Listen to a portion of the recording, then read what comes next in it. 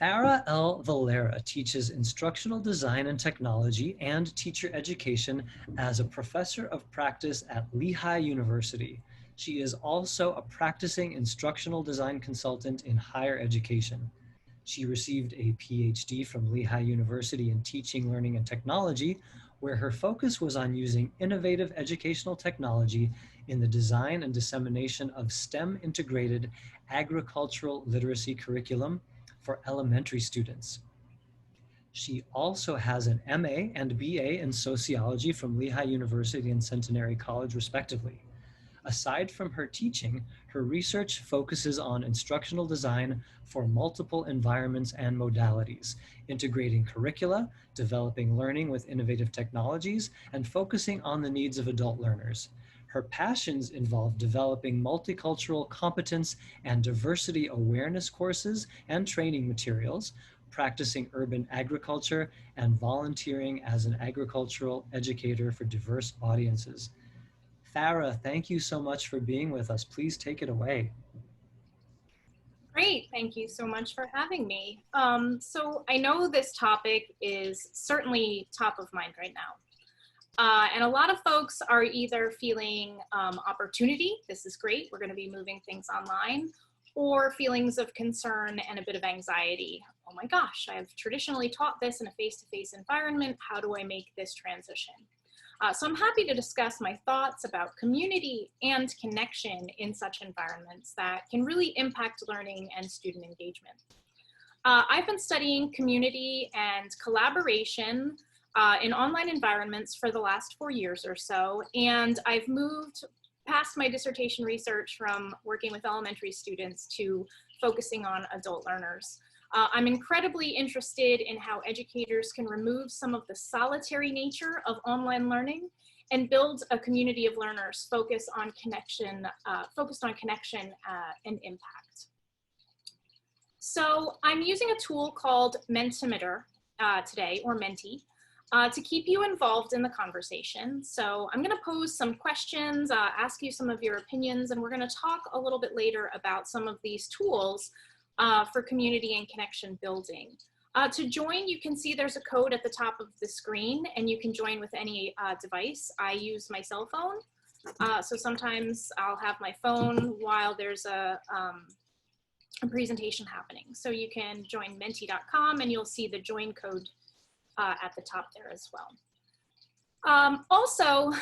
David also mentioned that there is a brief document that has some frequently asked questions that are answered pretty vaguely in some places because each course or training has its own particular sets of challenges.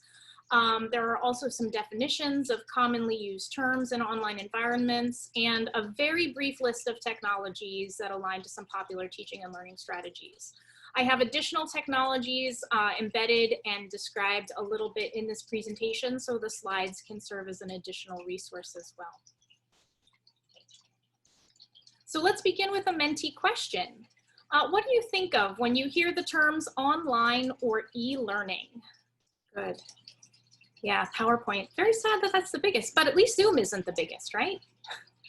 So, online and e-learning are words that often inspire uncertainty and nervousness, but also optimism and opportunity. Sometimes I hear incredibly negative things about cheating, boredom, disengagement, students being completely unmotivated or disinterested. But other times I hear incredible stories of reaching unreachable audiences, or folks having opportunities to connect with others around the world and seeing very different things that they might not see. I still hear from instructors and learners that it's not as effective as face-to-face instruction or teaching, and that it doesn't work for certain topics, or that certain learners just are not going to thrive in this type of environment. In many cases, I can't argue with that. Every course has its own set of challenges when moving online. So very few folks begin by saying that it's collaborative and engaging.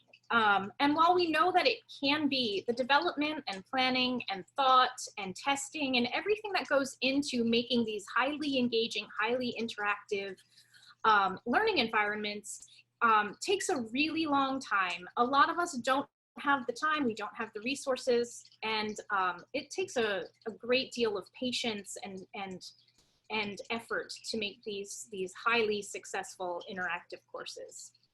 So I think it's relevant to give you a little bit of background before I get started with what I'm going to focus on today, because it really shaped my interest in online teaching and learning.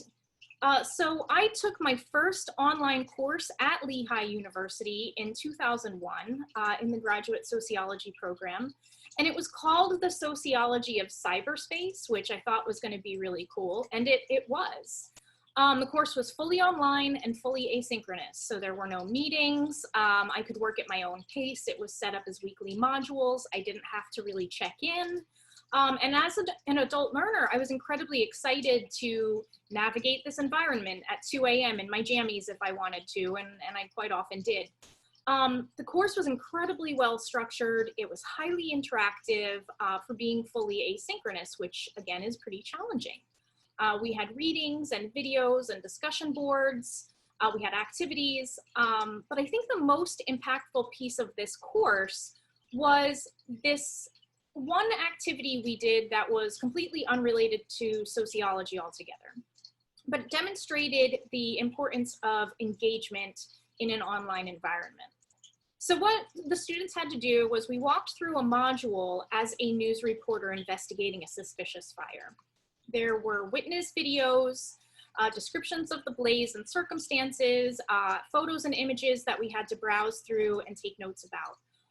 Our deliverable was to actually write a news story based on this information that we had gathered. This activity was so engaging and so impactful that I created a similar one for my own sociology students in their diversity course, or their American Minority Relations course, several years later when I began teaching online in 2007.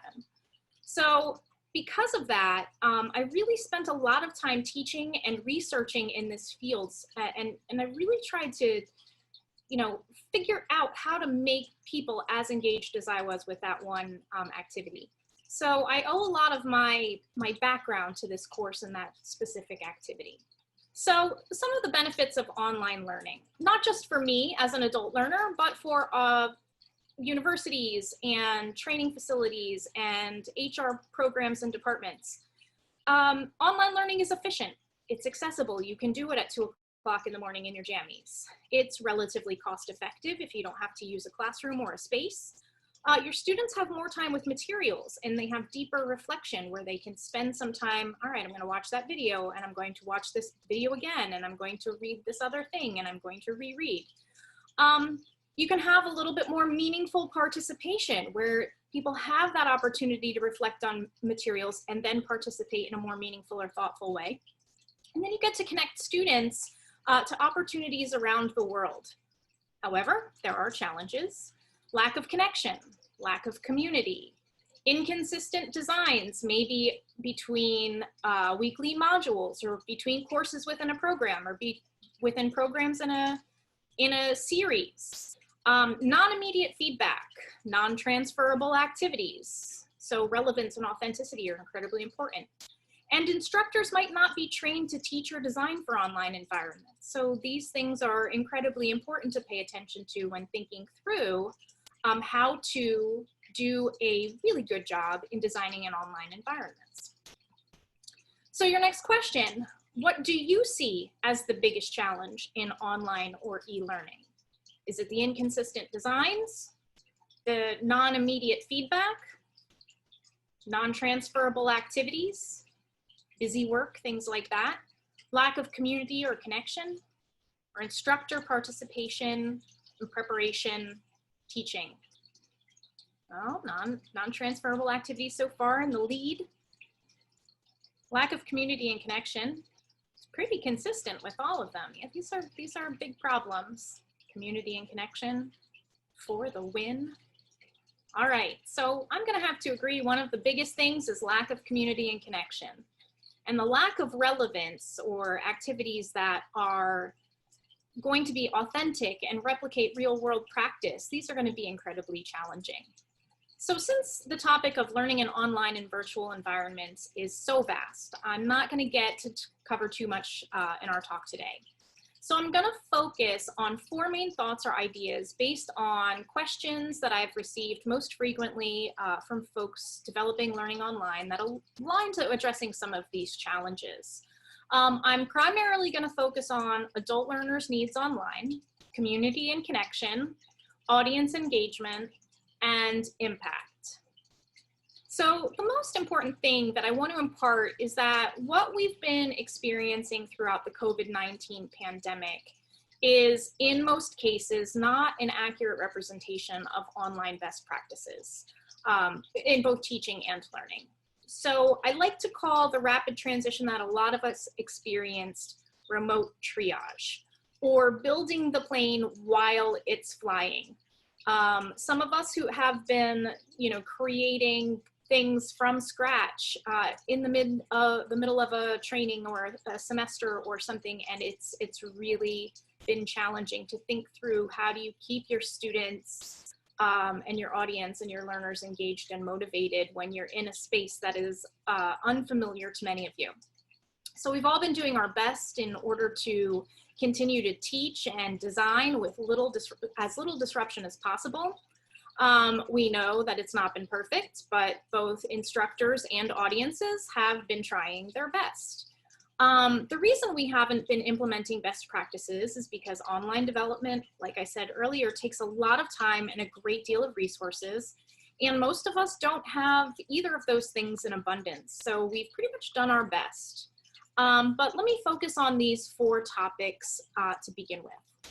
As I mentioned, I focus my research primarily on adult learners, and they are quite a bit different than younger students. So we have to pay attention to the needs of adults when designing instruction and learning in online environments. They come to trainings and courses with real life and job experience, intrinsic motivation, as well as extrinsic motivation. So they have a desire to learn, but also to improve their skills and get raises and to get promotions. So they have both internal and external things driving them. They have great ideas about how the world works, but many of them have lack of time to dilly-dally around with things that aren't meaningful or relevant, and things that can't be used right away. So this readiness to learn and apply their learning, as well as their motivation and real life experiences, really impact them in any learning environment or situation. So they're really self-guided, they are self-directed, they have a self-concept as learners, as employees. They know what they want and what they want to do, and they need to know why they're doing what they're doing and what the value of it is. So you have to give them the whys and the so whats and include them in the planning and the evaluation process of their learning. So 37.2% of enrolled college students are over the age of 25 years old. But when I look at my students, about 80% of them are working full-time and studying part-time. So they're all adult learners, but most of them are full-time employees and just coming for additional training. So I think this is incredibly important because their lives are not about training and learning. Their lives are about working and going home and being, members of their families. And studying and learning additional things usually is this part-time piece. So we have to be really thoughtful when we're designing and developing things for our audience members that are adults. So I like to call adult online learners AOLs, which makes me giggle because if you are an adult online learner, you know what AOL is, and you probably really spent a lot of time, on AOL when you were a bit younger. So anytime I talk about this with my younger students, they are completely lost as to what AOLs are. So I asked 40 of my adult online learners in a survey in November of 2019 to tell me a little bit about their experiences, their preferences, their desires, their expectations, the tools and technologies that have assisted them, how they wanted to connect and network with others.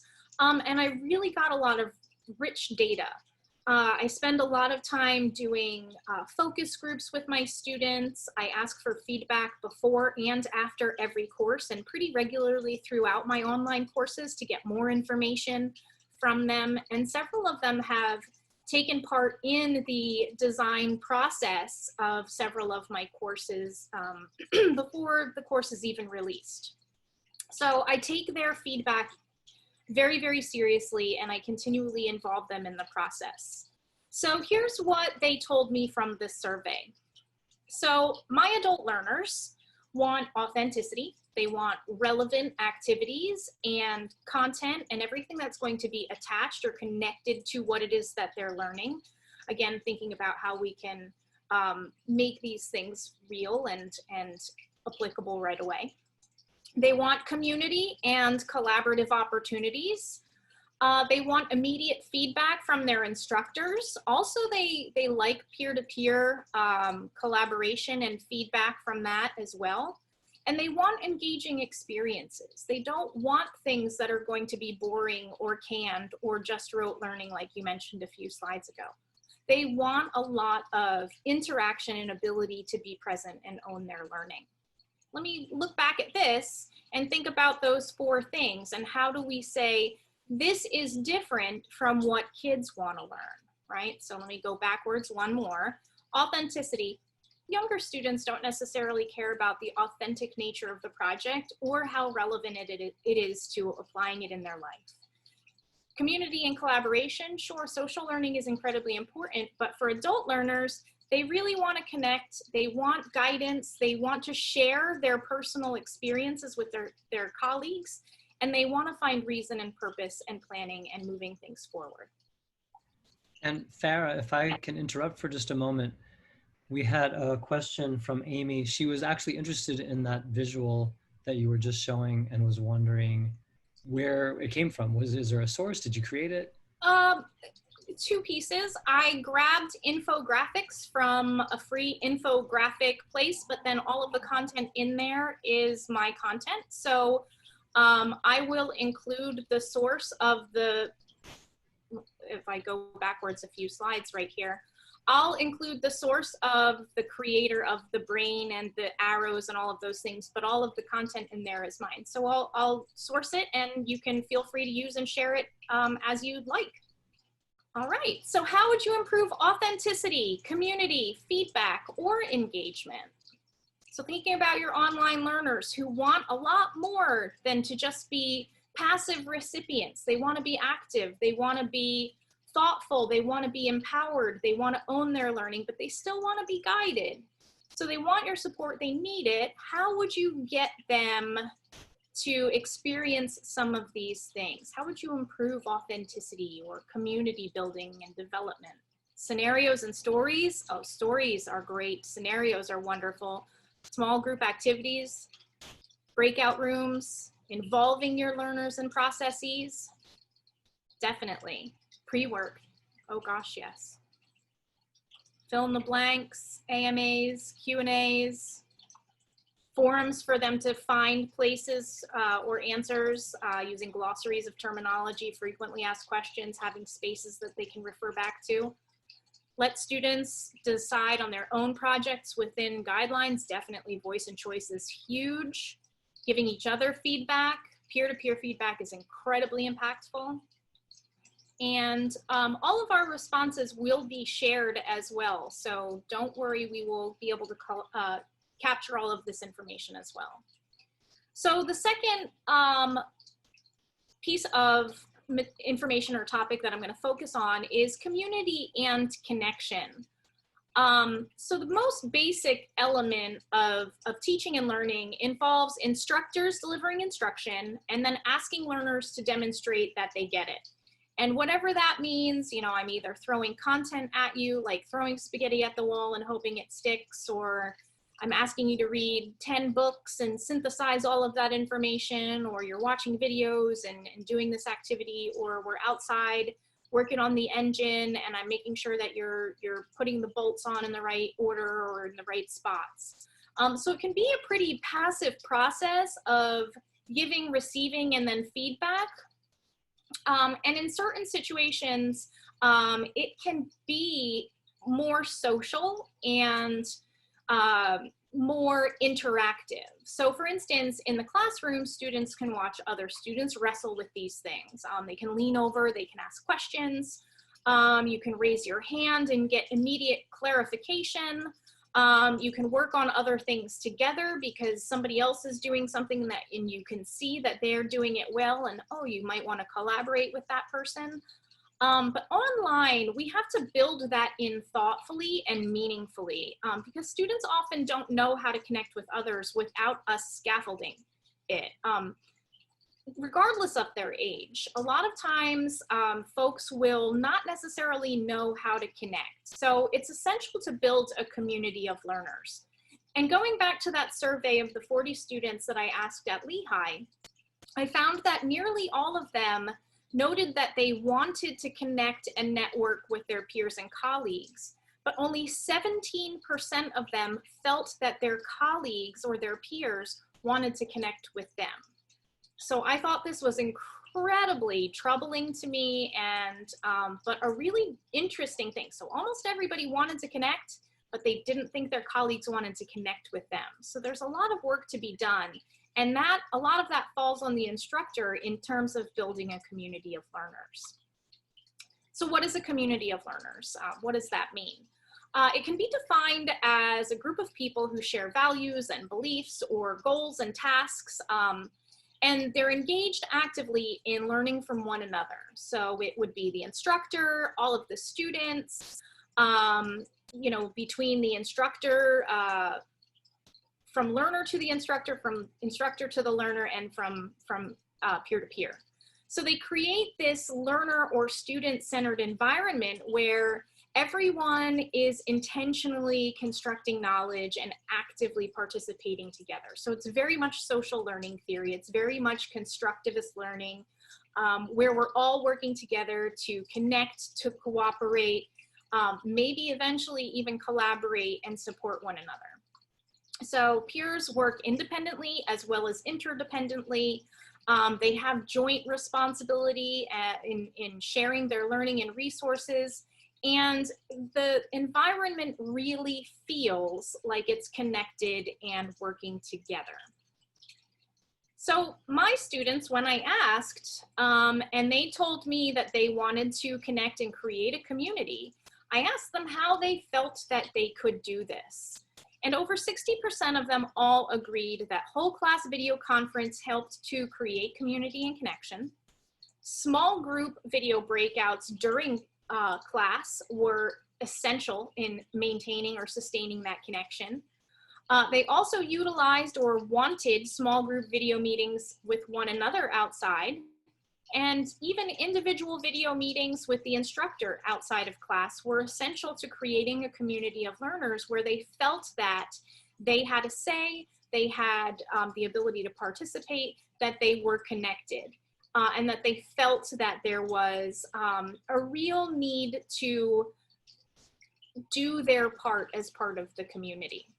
So one of the things the instructor needs to decide is how you want or what you desire your level of connection or community to look like. And that can be throughout the entire course. It could be just, you know, in a short time period. It could be just on one activity. It could be throughout all of the activities. It's completely up to you. But all of this sort of lives on a continuum where we have connection on one end and collaboration on the other. So when we consider connection, basically your students are communicating with one another. They can reach out and ask somebody a question and they get something answered. Cooperation is maybe when they work together, but it's not necessary that they do this for a long period of time. And they're just supporting or helping, but it might not necessarily go beyond a specific task. Perhaps they'll move toward coordination, where you have, and I see this a lot in group projects, where you have Susie, Jimmy, and Sally working on a project together, and they decide they're gonna divide and conquer. Susie's gonna create the slides, Sally's going to be doing the content, and I think I said Jimmy was the third person, and if I'm wrong, then Jimmy's the new group person because the other one dropped out. Jimmy's going to be doing the graphics and assembling things. So they're all doing different pieces and coming together and coordinating their efforts. And then true collaboration is this idea that everybody in the group, everybody in the partnership has the equal amount of knowledge, information, and ability to put together and participate and impact and improve that group. So Susie could do any of the things in the project, as well as Jimmy and Sally. Anybody could do any piece and it would still look fantastic.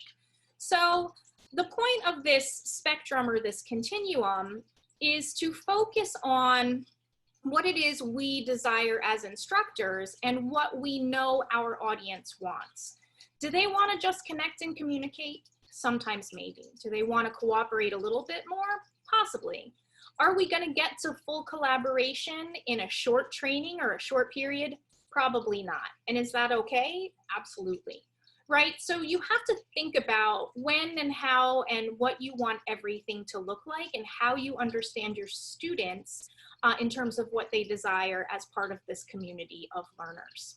So I often do two things to encourage community and connection in online environments. So if I have a longer course, so maybe 6 weeks or more, what I'll do is I'll assign students to a group that they'll work with throughout the entire course. And that's going to sort of be their home group. How they choose to connect is up to them. It can be synchronous or asynchronous. They can use email, Zoom, text, Instagram, Facebook. I don't care what they use. They can call each other on the phone. It doesn't matter to me. In those groups, they complete small challenges that weigh very little. So the stakes are low, but they have a connection. The point is to have them build trust with others, to commiserate about the course or the assignments or complain about me, and remain a part of the larger group. So they have sort of a home group that they can count on throughout, the course. The other thing I do is I connect these students if I have synchronous meetings with different individuals to complete other activities. So Zoom breakout meetings has lent itself nicely to this process. So I'm pulling them away from their home group, putting them in these different groups to do, again, different low stakes tasks. And this way, I'm also not doing all of the talking. They have time to connect, synthesize, question, or vent in another room as well. Another thing I like to do is at the beginning of every course, I send my, my learners a survey asking them when they prefer to work. So if it's a week-long module system, do you work in the beginning of the week, at the end of the week, just spread out through the week? Do you work in the morning, at night? And I ask these questions because it's incredibly important to know whether or not those students, when I pair them together, are not going to be immediately unhappy in their groups. So in the synchronous meetings, it doesn't matter because everybody's in this class, in this space together. But in those asynchronous home groups, if Susie works at the beginning of the week and Jimmy works at the end and I put them in a group together, Susie might be reaching out to Jimmy. Jimmy might not be checking his email. She's going to get frustrated and start doing all the work. When Jimmy finally gets online and does the work, he sees Susie already did it because she was in a panic. So you have to be thoughtful of your audience's needs as well as their work schedules and their lives and how they like to do and participate in their learning. And this is incredibly important because we want to make sure that everybody is as successful and we keep them motivated and engaged as we move them through the course of the training or the program. So some ways to do this, I like to consider this instead of that. So instead of collaborative group projects where the students are just doing a shared Google Doc, perhaps you encourage them to Zoom and work together synchronously with their group. So you can see my students on the left are all connecting and working in that shared Google Doc, but they're doing it together rather than just participating asynchronously. Another, if you can get them connected at some point, instead of having them do a paper, a project, a proposal, a demonstration of their understanding, have them actually work together and map things out in a room. You know, these are our tables in my lab. You can actually write on them. So if there is an ability for them to get together, have them get together and map and plan. You don't have to be there, but have them map and plan and do those things collectively as a group. So my next question for you all is, what other things could you use to create a community of learners? So aside from the schedule and the survey and the home group and the breakout rooms and interaction versus collaborative documents, what else could you use? So I love Slack groups. I love using Slack. This is a really great tool. Any other ideas to connect them and keep them engaged and participating in their learning? Yes, leveraging ATD resources and learning environments, definitely. WhatsApp, have students learn a topic and teach each other. Oh my gosh, absolutely. When you can have your students take ownership of the learning, they learn, they own it, and then other people are completely connected to it too. Flipgrid, I use that all the time. Use the chat in Zoom, definitely assign topics to teach back. I love that. Excellent. So let me pause here and say or open this up to other questions. Create a buddy system or learning pod. I love that. I also use a tool called Remind that I'll show you in a few minutes that encourages students to connect with each other. It's, if they don't want to share their phone numbers, it's like texting, it's like WhatsApp. And they can, you know, commiserate. GroupMe is another one, and work together. So let me open this up to other questions. So David, if you see any relevant questions that I can answer. Yes, I have one from Rosemary and one from Amy so far. From Rosemary, when you're talking about the study where students felt like they wanted to connect, but others didn't, did they give any reasons why they thought other people didn't want to? They did not. And I haven't gotten back to making that sort of a priority in a focus group to find out more.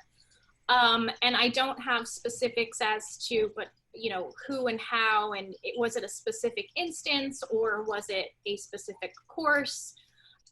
Because at Lehigh, in our programs, we have some asynchronous courses where students connect very little with one another. So that might be a thing where they don't have that. And then we have others which are, you know, very synchronous where you're more interactive. So I don't know the answer to that, but it's definitely going to be a focus group point of interest because I really need to find out because that's incredibly problematic. Okay, so maybe on that living document you shared with it, one day that will be on there somehow. But that's a great idea. What we have from Amy is, can you speak generally about synchronous trainings that are only 2 to 3 days? How would you create a community of learners in that time frame?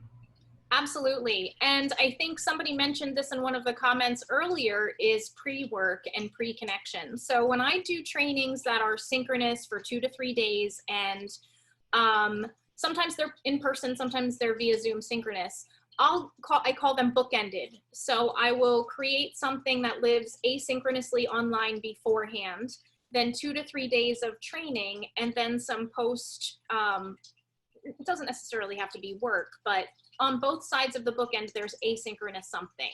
So here in this asynchronous before you meet, maybe you create a welcome video using a tool like Flipgrid or something like that, where you discuss your interests and your motivations and your reasons. And then when you have that 2 to 3 day training, as the instructor, you build in connections where you refer back to those things that students responded to in their pre-work sessions in the beginning to match people with similar interests or similar areas or things like that. And then afterwards, you create a community, maybe you use a Slack group, maybe you post things online, but you encourage them to stay connected afterwards. But that middle 2 to 3 day training, the synchronous piece, should have built into it thoughtful ways for those learners to collaborate and connect based on things that they identified in the beginning. So that way you can hopefully find, you know, meaningful connections for people. And sometimes it's almost like you're playing matchmaker. And, oh, well, you really like this thing? Okay, I'm gonna put you in this group with this person. Now you can mix up the groups as you go, but try to find ways you can match and align people based on interests or motivations or how they like to learn even. But absolutely, pre-work and post-work doesn't seem like work if they know that you're trying to get them to have a community that they can refer back to afterwards. So if they're motivated by this community and connection, advertise that pre-work and that post-work as that, and they'll be more willing to do it. One more question from ATD Eastern Pennsylvania, who is our sponsor for this webinar. Can you talk about leveraging community learning in the context of overall organizational objectives? What sorts of data points could you leverage to show the C-suite the value of this initiative, especially if it would be a new activity within the organization? Boy, that's a huge question. Yes. That's an entire webinar all in its own. Okay, so my answer, if I'm going off track, that means I misunderstood the question. So what data points could we use to encourage folks to be more interested in developing a community of learners? I think maybe just demonstrating that having this community is going to potentially get people to share ideas and get people to come back and take additional trainings and get people to word of mouth market things. Am I going in the right direction of that question? Yes, we got a yes. Okay. Yes, so the community of learners is going to be a big marketing strategy for you, right? So a lot of my own students, now I'm at Lehigh, a lot of my own students are from the local school districts, and they go back and they tell their colleagues, I took this course and you should join this program. And then it spreads like wildfire. And then I bring them back, I bring those students back. So with our transition to online learning this summer, I have several of my past and former students who have graduated are coming back to work as instructional design consultants and work with faculty members to help them move their courses online. So you use them as a resource. Their peers that are currently in those trainings and those programs see them as what they're doing and putting those things into practice. And now you have a community that is it's like a pipeline that's consistently recycling itself over and over again. And you can use those connections to create new connections. And a lot of my enrollment comes from students who have connected from other students. So really great marketing tool, really good strategy for boosting enrollment and training too. Great questions. So my third topic is thinking through and paying closer attention to our student engagement. So I'm gonna ask you a Menti question first. So even though you were involved using Menti, did you feel connected to this community? Well, I'm excited for kind ofs, because I normally in a webinar type of opportunity, it's me just giving you information and you passively receiving it. Your video's not on, your speaker's not on, you're just sort of receiving. So kind of is better. Usually I would see this as a really high no. And a lot of what we see and a lot of what we do in these online environments is kind of disconnected from actual engagement. So along with community, learners want to be engaged, and keeping students engaged and motivated is something I'm asked about so regularly. Are people doing the work? Are they, just Googling the answers? Are they working together when they shouldn't be? Why is their camera off in synchronous meetings? Where are their works and their activities? Why have they completely disappeared from this course? So relating to determining the course structure and thinking through how you're going to design things, you really need to figure out how to keep your learners engaged. And think back to what adult learners need. They really need to find a reason and a purpose. So authenticity, relevance, those things are going to engage your learners, as well as the idea about keeping things or making things applicable right now. I'm gonna start with the consider this instead of that. I have interactive books rather than having my students just read solitary books or boring research articles, right? So I'll create an ebook that has interactive components or elements in it. Maybe they watch a video, maybe they do a survey, and all of this lives in an interactive ebook, and they can see their peers' responses. Sometimes I embed Padlets where they collaborate right in that space with one another. So I suggest you do two things: provide multimedia content delivery and give learners voice and choice in completing activities. So maybe you're going to create an interactive video module instead of just using things like Google Slides and PowerPoints, right? So find different tools and different things to get your audience to pay more attention. So novelty or newness is going to engage your students. So use a variety of tools and technologies, as well as materials and activities, to gain and keep their interest and attention. But remember though, overuse of certain things is going to kill motivation. If you continually use Flipgrid for everything, they're not going to ever want to use Flipgrid ever again. Same thing goes for Zoom. If you just lecture with Zoom all the time, they're going to get Zoom fatigue and they're going to totally check out. So encourage them to decide how they want to demonstrate their understandings and how they want to consume media. Give them choices, give them options. The build time is a little bit bigger up front, but the fact that you're giving multiple things is going to actually get to your learners a lot better. So all of this takes time. It takes motivation, it takes energy, and it takes resources. So in these slides, I have several examples, if you will, and I'm not going to walk through all of these things, but the way that I have this set up is a topic. If you want to plan things or you want your audience to do some planning, here are some tools they could use. If you want them to communicate interactively or just, one way in terms of receiving things, you can use some of these tools. And again, I'm going to share my slides so you can search some of these tools, and that document that we've shared as well has another list of tools as well. And some of these are on that document also. For instance, I mentioned earlier that Remind is like a WhatsApp mobile app, and you can use it for texting without sharing your actual phone number. So one of the things I use this for is I send my students a message and I give them what I call mobile missions, and I send them off to do things. Or I send them messages about class. I send them messages in, take a break or do X, Y, and Z. And you just set it up online and you can pump out these messages. They can connect with you. They can connect with one another. So it's a tool that it's like texting, but you can attach documents and things as well. So, and they can send those announcements right to their phone. Padlet is something that I use for multiple things. This is one of the Padlets I use to have my students introduce themselves. So they give a little bit of background, they answer several questions, they post a picture in an online environment, they get to see each other. But I also use Padlets, now this looks a little bit crazy because it is, to have my students answer questions and organize and lay out and interact with materials. So you can see all the way on the left, there's a pink question. What do you think instructional design is, from the syllabus or from past experiences? Then the yellow one, what do you think, or what do some officials say it is? And then the green one, what do instructional designers do? So you can see there are questions, and then they had to go in and find things to populate Padlet as a living document that can be editable.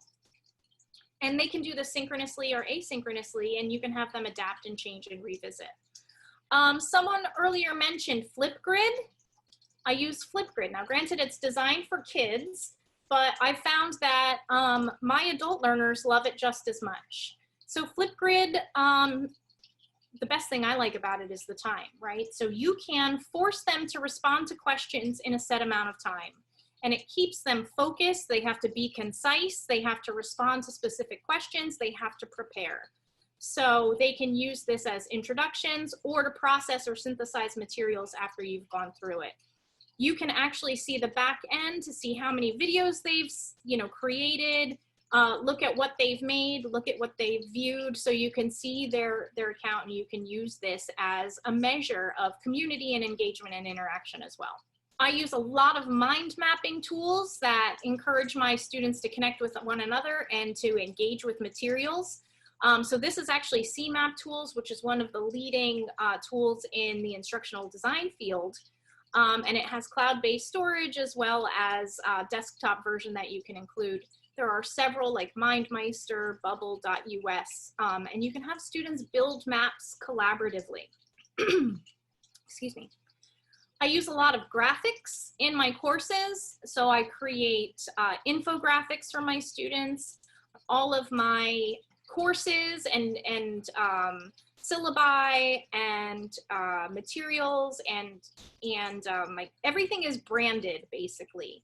There are images that they look at that are appealing to the eye. Now I have very little skills in this. I use very simple tools like Adobe Spark or Canva, and they do the hard, heavy lift for me, and it just makes things look pretty. But students are drawn to this, they pay attention to this, they're engaged by this, and then you can have your audience and your learners create things and create and brand their own projects and products as well. Again, I mentioned the ebook as a tool. So I've created a few ebooks for my courses that have more personal experience. So they'll read information about the course or the topic or whatever materials they have to do. And then I'll have my perspective, my experiences as a designer. Here's the good and bad design. Here's what instructional design is from my perspective as a designer. So it's more personal, it's more engaging, it keeps them motivated. You can embed questions, you can embed videos, you can embed Padlets right in here. And it makes it really exciting and interesting. And this was made with Book Creator. Finally, heading to impact, how do we pull this all together and get everything to really meet our students' needs? And I realized that this is a 30,000-foot view. It solves very few of our immediate issues in transitioning online, because online learning still has a little bit of a stigma to it in not being as good or as effective as face-to-face instruction and learning. However, I think that we can really do engagement and motivation and community and connection thoughtfully in online environments if we plan. So when we plan, we have to be flexible, supportive, motivating. We have to be collaborative ourselves. We have to include realistic, authentic activities. And we have to replicate in-person activity as much as possible in the online environment. There's promise in keeping our students connected and creating these authentic environments and activities, and a way to be flexible and adaptable and supportive, even when we don't necessarily see each other's faces. Wrapping up with what my students said, they want more discussion involvement. They want icebreakers and one-on-one conversation opportunities. They want these engaging experiences. So add polling, add quizzes, but also find a way to get them to connect. Unlike in our webinar here, where I'm talking at you and asking you for a little bit of feedback, create these experiences that develop more community. They want time for troubleshooting with one another. So even in those 2 to 3 day training sessions, give them time to just be with each other. Even if it's you give them a task and they have to solve it and they troubleshoot through it. They want reflection opportunities to be a little bit more conversational so that they have the ability to express themselves how they feel is most appropriate. They want brainstorming and planning sessions with other learners using tools. And they want to make and prototype things, and they definitely want to share what they've created because they're quite often very proud of all of those things that they've accomplished. As designers, instructors, here's what we need to do. We need to shorten videos, slides, and modules. Your audience is not going to watch a 45-minute video. If they do, they're going to put it on 1.5 speed and then do the dishes while they're doing it. You need to train your instructors to deliver videos so they're not slow, they don't drag on. Faculty are especially bad at this. I've made several 45-minute videos and have my students say, Farah, really, this is ridiculous. They want no more lecture-based video with PowerPoints that follow texts. They've openly said, don't do that. Don't add audio over your PowerPoints. Just don't do that. They want follow-up discussion after completing tasks where the instructor points out details for learning. So they want to hear feedback back. They want to receive feedback, and we need to include follow-up discussion afterwards. So my parting thoughts, Instructors should work with subject matter experts, educational technologists, instructional designers to develop well-designed materials and courses, connect with your audience, use design thinking processes if you have folks who are familiar with that, so you can empathize with your audience and build toward their needs, keep them involved in the process the entire time, and really just encourage engaging learning environments and stay consistent, predictable with everything. My last question. I just threw a lot of information at you. Spaghetti at the wall. How are you feeling? Excited, motivated, exactly the same, or just really, really tired? And again, if you're really tired, I'm not offended. Really, really tired. There you go. Oh, good, motivated. That makes me very happy. So David, I'm gonna open it up to any additional questions. Thank you, Farah. We have one question and an answer to that question already in the chat. So I'll read both and then you can determine if you'd like to add anything, and then I'll check the chat for further. So Christina asks, is there ever an issue with people getting tired of logging into all these different tools? Where I worked, we had salespeople of a variety of ages, and they disliked having to log into various software for a multi-stage training, and we could not create a single sign-on. And ATD Eastern Pennsylvania says sometimes the plugins available for your LMS can allow for a single sign-on depending on what applications are available, including some that were shared here. It may be worth asking the LMS admin what add-ons are available. Anything to add to that? Absolutely, and that was going to be my response. So if you use Canvas, if you use Google Classroom, if you use Moodle, if you use Blackboard, whatever LMS or system or CMS that you use, a lot of them will have APIs and add-ons that your tech folks can just drag right on in there. So Lehigh is a Moodle school, but I use Canvas because I like it better. So I'm the admin of everything, and I use the tools that if they are free, they are for me. And then I will embed everything in there so my students don't have to navigate outside at all. So I have that ebook that I've created. It's embedded right in Canvas. So they click next on the module and up pops the ebook, and they flip the pages of the ebook, and there's the videos that are embedded, quizzes that are embedded, the Padlet is embedded. Everything is embedded right in everything. So I'm really thoughtful of that, because the sign on and redirects are going to confuse people and they're going to shut it down. So absolutely check with your tech folks about their CMS and LMS. There's API integration, little license keys that can be embedded right into your LMS systems. Thanks for expanding on that. Farah, any parting words to add after your parting words? Sure. I think the biggest thing is to be human, right? No one's going to nail online instruction immediately, and no one expects you to. I've been building online materials for 13 years. I revise every one of my online courses every single time I teach it by asking my outgoing students what I should change, asking my incoming students what they want, and then asking other faculty and designers what's been working for them. So I think just being kind to yourself and realizing that it's not ever going to be perfect and spectacular and fabulous, and you're going to lose students' motivation or engagement, and you're not gonna get everybody on the same page. It's totally okay. So communicate with your students your feelings, and because they're having them too. So being human, connecting is important, not just with them to connect with one another, you to connect with them too. Thank you very much for being with us tonight, Farah. And thank you so much, everyone, for attending. Great, thanks so much for having me. And thank you, everybody, for attending.